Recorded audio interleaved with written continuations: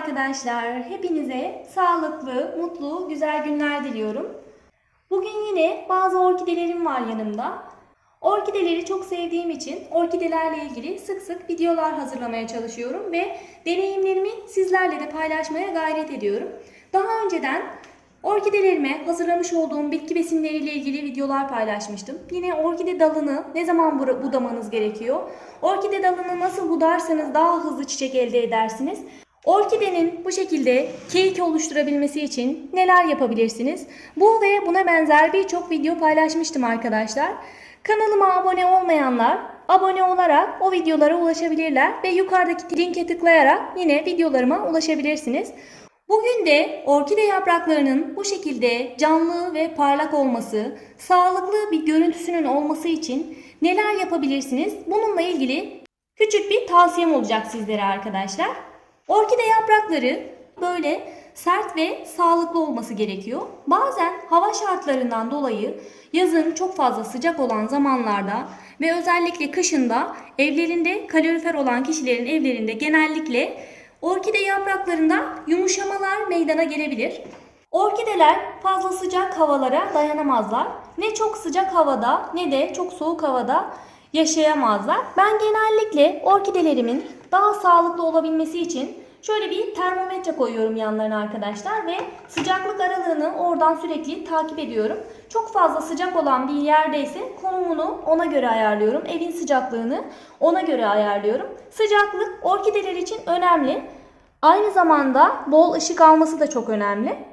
Bunlara özellikle dikkat etmenizi tavsiye ederim. Benim orkidemin yaprakları gördüğünüz gibi çok sağlıklı ve güzel görünüyorlar.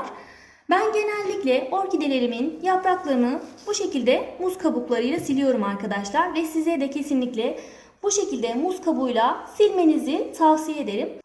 Muz kabuğunda potasyum, kalsiyum, K vitamini, C vitamini, birçok vitamin ve mineral bulunuyor arkadaşlar.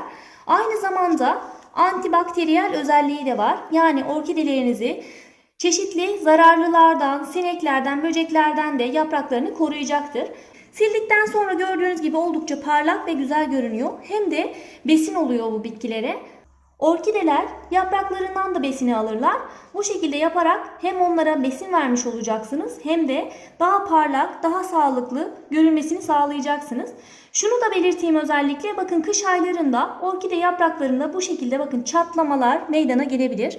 Bu özellikle soğuk ve kuru havadan kaynaklı olur arkadaşlar. Ve muz kabuğunu uyguladığınızda hem yumuşamasını sağlayacak, nemlenmesini sağlayacak, bu şekilde çatlakları önleyecek hem de besin olacak. Aynı zamanda canlı ve parlak durmasını da sağlayacak muz kabuğu. Muz kabuğunu sadece yapraklarına değil besin olarak kendisine de vermenizi tavsiye ederim. Daha önceden bununla ilgili yine videolar paylaşmıştım sizlerle arkadaşlar. Muz kabuğundan besin yaparak orkidelerinize verirseniz orkideleriniz en kısa süre içerisinde bakın böyle çiçek dalları oluşturacaktır. Ben orkidelerime 15 günde bir bu şekilde hazırlamış olduğum besinleri veriyorum. Aloe vera suyu verebilirsiniz. Muz kabuğu suyu verebilirsiniz. Isırgan otu suyu, pirinç suyu, kuru maya ve aspirinli su, bu ve buna benzer birçok tarifi orkidelerinize vererek orkidelerinizin daha sık çiçek açmasını, bakın bu şekilde sağlıklı kökler oluşturmasını sağlayabilirsiniz. Gördüğünüz gibi oldukça canlı ve kökleri de oldukça güzel. Ayrıca bu şekilde keyik oluşmasına da fayda sağlayacaktır vermiş olacağınız bitki besinleri. O yüzden kesinlikle 15 günde bir çiçeklerinize sıvı bitki besini kullanmıyorsanız evde hazırlayacağınız bitki besinleriyle çiçeklerinizin gelişimine destek olabilirsiniz. Kullanacağınız bitki besinleri köklerinin daha iyi gelişmesini, çiçek dalı oluşturmasını sağlar. Ama dediğim gibi bu şekilde yapraklarına da uygularsanız hem yaprakların yumuşamasını sağlarsınız, çatlamasını önlersiniz hem de daha parlak, daha canlı, daha sağlıklı yaprakların oluşmasını sağlarsınız. Dediğim gibi orkideler yapraklarından da besini alırlar. O yüzden bu şekilde yapraklarını da muz kabuğuyla kesinlikle silmenizi tavsiye ederim. Hem bu sizi yoracak çok fazla zor bir işlem de değil arkadaşlar. Evimizde de her zaman muz kabuğu oluyor.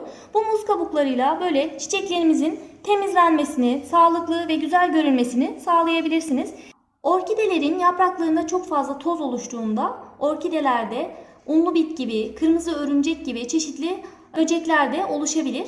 Bu şekilde sildiğinizde hem o böceklerden de kurtulmuş olursunuz, temizlemiş olursunuz, hem de dediğim gibi yaprakların yumuşamasını sağlarsınız ve bitkinize besin vermiş olursunuz arkadaşlar. Herkesin evinde de zaten muz kabuğu vardır. Bu şekilde muz kabuklarını değerlendirebilirsiniz. Ayrıca dediğim gibi besin olarak da kullanmanızı kesinlikle tavsiye ederim. Çünkü muz kabuğundaki potasyum çiçeklerin gerçekten daha hızlı bir şekilde çiçek dalı vermesini ve bol bol çiçek açmasını sağlıyor. Kesinlikle kullanmanızı tavsiye ederim. Orkidelerle ilgili kanalımda birçok video mevcut arkadaşlar. Bakın bunlar daha önceden oluşturmuş olduğum cake'im.